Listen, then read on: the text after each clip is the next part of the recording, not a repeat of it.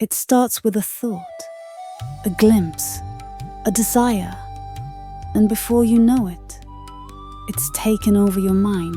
Lust isn't always loud. It doesn't shout or scream, it whispers, it waits. It disguises itself as pleasure, freedom, excitement. And slowly, it builds a prison inside your own mind. One scroll at a time, one fantasy at a time. You say you'll stop tomorrow.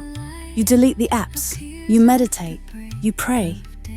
But it keeps pulling you back. Why? Because this isn't just a habit, it's a spiritual war. And Krishna spoke of it thousands of years ago.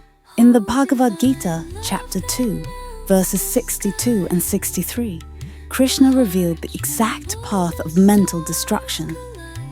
When a person dwells on sense objects, attachment is born. From attachment comes desire. From desire, anger. From anger comes delusion. And from delusion, memory is lost. When memory is lost, intelligence is destroyed. And when intelligence is gone, the soul falls. It means what starts as a craving becomes confusion, then frustration, then addiction, then regret. And finally, you forget who you are. This is not just poetic.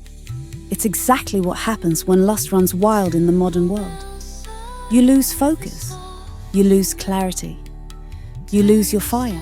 In chapter 3, verse 37, Krishna goes further.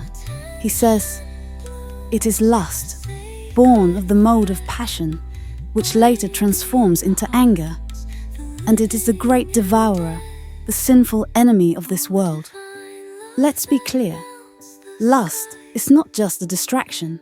It's not something normal you just tolerate. Krishna calls it an enemy of the soul, one that devours even the wisest people when left unchecked. It doesn't just steal your time. It steals your peace, your energy, your destiny. But here's what the world won't tell you. You are not your urges. You are not your mistakes. You are not broken.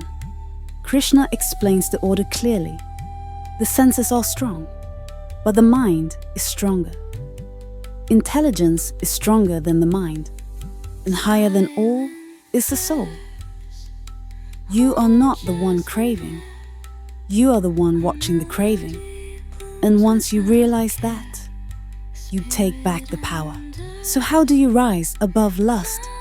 Here are 3 timeless steps drawn from Krishna's wisdom. 1. Guard your senses. What you see, hear and watch shapes your inner world. If you feed your senses poison, don't expect peace. Be intentional. If it lights the fire, stop lighting the match. 2. Train the mind. The mind follows what it's trained to do. That's why Krishna constantly praises yoga, the discipline of the mind, meditation, stillness, deeper breathing. These are not soft practices. They are weapons for inner war. 3rd, anchor in purpose. Lust thrives in the absence of direction. But when you know why you're here, when you have a mission, the cravings fade. Because the soul doesn't seek pleasure, it seeks meaning. When you're connected to your dharma, lust becomes a shadow, not a master. You are not weak. You are not stuck. You are not too far gone. You are a soul, a leader of your senses, a being of divine potential.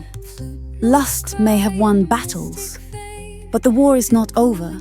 Krishna left you the wisdom, the weapons, and the path. So now the question is, will you keep feeding the fire that burns your focus? Or will you rise, like the warrior you were born to be, and walk the path of self-mastery? If this message touched something in your heart, share it with someone who's also fighting in silence. Let them know they are not alone, and they are not slaves to lust. With Krishna's wisdom, you don't just resist temptation, you transcend it. Stay strong, stay awake, and keep walking the path. If this spoke to your soul, you're not alone. and you're not lost. This channel is for those seeking clarity, purpose, and inner strength through ancient wisdom. Subscribe if you're ready to rise above distraction and walk the path Krishna revealed. Stay grounded, stay focused. Your higher self is waiting.